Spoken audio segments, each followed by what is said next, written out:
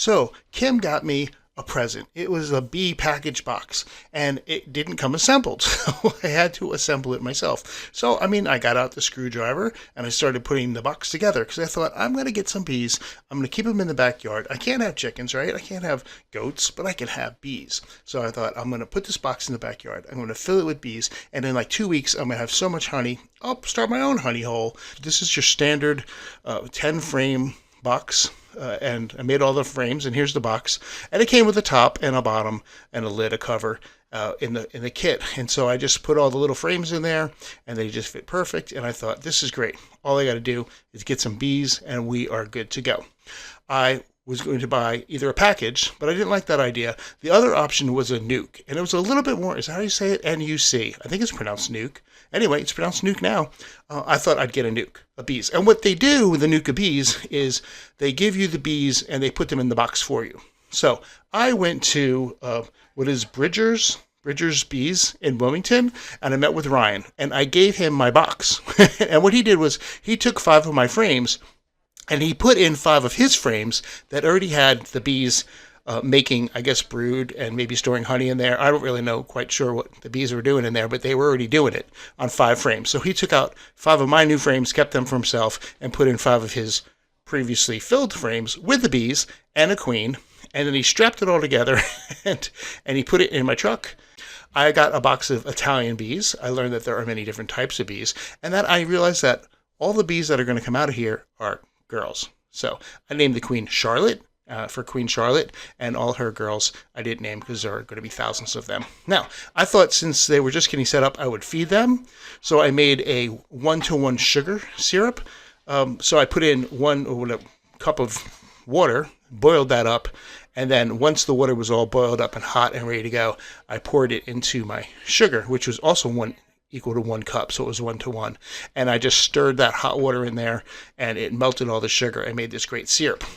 I thought, I'm going to have to get in there to put this top feeder on. So here's some of the other equipment I got. I got a hat, I got some gloves, and I got the smoker. It came with these little ridiculous little pellets, which I had no idea how to use because, again, no instructions, and also I wouldn't have read them if they had them anyway. But they didn't have instructions. So I thought this thing was just going to light up, like it would take like 1 pellet and I'd smoke for days, but that's not really the case. I couldn't even get the stupid pellet to light. I did learn another secret later on, which was to get smoke pellets. And I actually like to smoke fish. I have a smoker, and I like to make smoked fish dip. So I took some of the pellets that I use for my smoker, and I put them in there. And that kind of worked. Here they are, some pellets. Hickory blend. Bees love hickory blend, right? So anyway, get the top off, and I put that's the feeder right there. I put the food, the syrup on one side there, and they can come up inside that little wire mesh there and eat it. So I'm going to close this whole thing back up and see how it goes. So they're going to have food to eat. They're going to be able to get in and out their little hole down there, and they got plenty of smoke to keep them chill. Let me tell you what happened with this feeder. After I did put it back in there, I came back and I checked it because I was checking the frames. You can see the 5 frames there in the middle. Those obviously are old ones that have the stuff on them. I thought I would check one of the side frames to see if they had gotten out there yet. And at this point, they were looking at it, but they hadn't put anything on it yet. So I thought I got a little ways to go before I need to expand my beehive. And like I said, obviously it's going to take more than 2 weeks to make honey. Put the whole thing back together. But the problem was the feeder, the wire mesh, they could get through it. And a bunch of them threw it on the side and they drowned. I look in there, there's probably about 10 bees in there floating around. And the problem is, right there where I was poking, the bees, they come up through the bottom with that grate, and you put syrup in there for them to eat, but they were getting through the mesh there along the side where I am putting some silicone right now. And they were getting in, and once they got in, they would fall into the syrup and they would drown. And so when I took the top off and I looked into the feeder, I saw that there was a bunch of dead bees, which is not what I want. I don't want dead bees, I want live bees. So I put this silicone on. I don't need the feeder now. I'll bring it out probably in the fall, but the silicone will be dry by then. Okay, to the bees. This is early in the season, so the bees are just starting to mate. They're coming out on orientation flights, and I wanted their water dish. I wanted to give them some water. It's starting to get hot. So I wanted to find a way to. I have some rocks in the water dish, as I'll show you in a minute. I'm going to take a look inside of the hive here just to see. I just added this top box. I wanted to see how it was going. Not much happening yet. There's not even a whole lot of bees up in there yet. but we're just going to check out. I just pulled this one out, and I think what I did is I did not have these frames connected to each other, so they were starting to make stuff on the bottom, and like the frames weren't close enough, so they started to make these little connector pieces, and when I opened it, it broke off and it dripped, so not good at all. But I'm going to put it back in and kind of tighten them back up, and hopefully that's kind of one of the center frames. I hadn't started moving out to the outside frames. Anyway, back to the water. As I was explaining, I wanted to have this water, but I had these, I saw this online, these floating bee islands. So I thought, wow, this is kind of a cool idea. So I'm going to buy them. They weren't that expensive. They're kind of cheap. Got them on Amazon. And the idea is you put them in the water and they can float. But you know what? I didn't really like. They don't really float that great. They look like they're going to float. Here's my original water dish. Just a little dish, and I got some rocks in there. And you can see there's one of the bees in there already drinking. He likes it. He's having a good time. So here's my bigger one, which is closer to the hive. And I was like, I'm going to move the jar. I'm going to put this in here, and it's kind of sitting on the rocks. And I'm like, well, when the water gets lower, they're not going to be able to get to the water. So I was trying to get it to just float, but it didn't really float. It kind of sank. Meanwhile, the bees.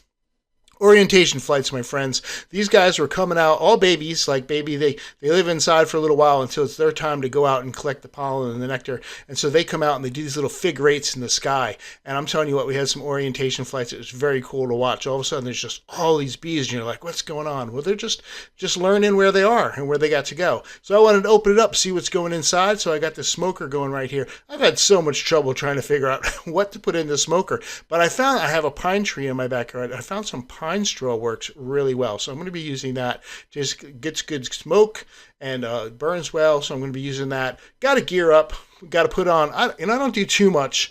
I'll put on the hat because I don't like getting stung in the face. I've been stung a couple of times, and once they sting you once, they'll leave a little mark there. They know that's the territory that they come back and they sting you again. So I got stung one time like 5 times in my face because I didn't have the veil on. So I put the veil on, I put the gloves on, twofold, kind of when I'm doing the smoker. Actually, it kind of gets hot if you hold it in the wrong spot, and also, you know, you're touching the bees. Who wants to get bit in the finger? So because sometimes you got to move them around. Opening it up, top box, and this time I've got some serious honey going on here. These girls have been very, very busy building up some honeycomb inside this top box here. So I'm real happy about that. If it had been next year, I will put a super on top and I will be collecting some of that honey. But since this is my first year, I'm just going to kind of put it back in there, put the top on. They can have all that honey to get through the winter. But now it's summer, and my bees are hot. This is called bearding, and they're all getting outside. I put a screen on there so there'd be more flow of air going through. I gave them some water. I tried to put a little cloth in there so they'd have something to land on, but it just wasn't good enough. So I bought a bee attic. That's what I'm calling it. I don't know. Bee attic. It has little holes in the top and a little bit more room just so there could be a little bit more ventilation. So I thought, let me go install this bee attic so maybe my bees won't be so hot. It'll be a little cooler in the beehive. So I geared up, putting on my hat, my fancy hat so I don't get stung in the face, which, as I told you before, is not any fun. Put on the gloves, mostly so I could handle the hot smoker, which on occasion I have touched and burnt my fingers without the gloves on. So not so much that I'm worried about being stung on my hands, but more like I just don't want to get burnt. And I open up the box. I have this on because we've had some storms lately, and I really don't want my bees to get knocked over. That would be bad. These right here are beetle hive, hive beetle traps. And I put some oil in the bottom, and the beetles will fall in there. I don't have too many. I have a couple, so I'm keeping an eye on that. I'm going to keep the traps in there. And I also put down some little cloth swifter duster thingers that also help with that. Take out the frame all the way at the end, and boy, load it up with honey. So I'm really super excited about that. They've got plenty to eat this winter. All that honey right there will keep them bees busy. But I put the attic top on with the ventilation, feeling really good about that. But when I put the top on, on top of the top, on top, I noticed that it fit over the attic, but it also covered over the holes. See, look here, the holes are covered up, and the bees, I don't think they're going to get any ventilation. So it's like I have to fix that. So I went back to drawing board, and I got some little 2x4, well, I guess they're 2x1s, pieces of 2x1s, maybe about 3 inches tall. Here I'm wiping off the bees because I put the boards on top and sometimes I smush the bees and it really bothers me. So I'm trying to get the bees off so when I put the top down I don't smush any. It's very tricky because they move even there. But so I have these little 2x1 pieces here about 3 inches high, and I'm going to put them in the corner, and then I'm going to put the top back on. And the idea is that the holes will still be exposed. So let's see if it works. I think it looks like it works pretty good. I'm actually fairly happy with that. So hopefully my bees won't beard so much, and they'll be happy and get through the summer. I'll take that off when fall comes. In the summer you get the dearth. That's what they tell me. And the bees, they're finding maybe some pollen, but they're just not really finding enough. So we thought maybe I'd feed them a little bit. They're hot and they're cranky, and I've just felt like if I just fed them a little bit. Now look, I took off the top here and I dropped it. That's one way to make bees really, really mad. How about a little extra smoke, guys? So I got the attic here, and the attic is stuck to the top layer there, and I'm just trying to get everything settled again. But I'm going to brush off the top layer of the attic. The attic's letting some air in so they'd be a little cooler. And I'm going to put this top feeder right up on top here. And now I've made some sugar water, basically just 1-to-1 sugar to water, and some bee healthy, which is a little extra stuff I add to make it digestible for the bees. Put that on the top, put the top on top, and hopefully that's going to calm them down. Meanwhile, I had bought these. Remember, I think I showed these a while ago. They're supposed to stop the bees from drowning. They don't really work very well. We were going to make a big deal out of today because we're going to open up both boxes and do a mite treatment. So we got the smoker smoking, and we're just going to put in some pine straw in there. Got our tools ready, the sweeper, and this is the bee treatment we're going to put in. This is to prevent from mites taking over a hive, and we're going to have to put in the attic in about the middle because we're going to put this treatment in between the top box and the bottom box. We haven't opened up the bottom box in a while, so this is a big adventure. We have a feeder on top for 1-to-1 sugar. We're going to take that off, and then we're going to take the top box and we're going to take a look in the top box here. We have some hive beetle traps on the top here. I'm going to take a peek in there. There are a couple of hive beetles, not too many. We're going to clean those out, put some new oil in there, and get those traps back in to get rid of any hive beetles we got. I'm just going to pull out the frame. This is the top box, loaded with honey. They've got plenty of stores for winter, which is really good. I think it's a strong hive. I'm going to take off that top box. Man, it is heavy. That honey is weighing something. I'm going to have to start working out so I can lift these boxes a little bit better. A little bit of smoke, and the honey was actually on the bottom box, and I thought maybe I should scrape this off, but I thought, if I'm in here, I'm just gonna do what we're gonna do. But I wanted to check some of the frames first, so I put out this first frame in the bottom box. Now I'm looking for brood. I'm looking for anything. There was some capped brood in here. I think there was some nectar in here. We looked at a couple of frames. It looked pretty good, so I thought we were going to drop in our treatment now. They say to just pull back the top of this treatment. There's 2 trays. One goes in for 2 weeks, and you pull it, and you put in another tray for a couple of weeks, and then you pull that, and it should take care of any mite infestation you'll have. So I'm just going to lay it right on top of the brood box. A little bit of smoke because they were starting to get mad at me. But I did want to, well, this is me putting on the top box again. This is the honey box. Laying that on top there. As best I could get it back in position. I got that in the middle. The hive traps are going back in the top there. And then the feeder going back on top. And for some reason, this was the final straw. I hadn't smoked in a little bit, and I think the bees were kind of mad at me. I started sweeping them here because I didn't want to crush them. I just wanted to get them out of there. So and then all of a sudden, they decided that this was the final straw for them. They were going to come out and take care of me. I guess I had given them a little bit more smoke. I also wish I had worn long pants because that's where they decided to go. And getting stung in the legs, that's painful. And I got a couple in the hands as well. Next time, I got to put on a full suit. Grayson came up and he was running away. My camera ran there, and I had a couple stingers here. They get in there, you got to pick them out, or they just keep pumping the poison in. But I got those back out. I had made some 1-to-1 syrup, so I figured, well, we'll just get these guys happy, let them settle down for a minute. Went back down, suited back up, got the 1-to-1 syrup. Now it's like 6 cups of water, 6 cups of sugar, so it's like 1-to-1. And to give them something to feed on here, help them with making more brood. Poured that in the top. You can see them, they all go up in that place right there, and they can feed all they want.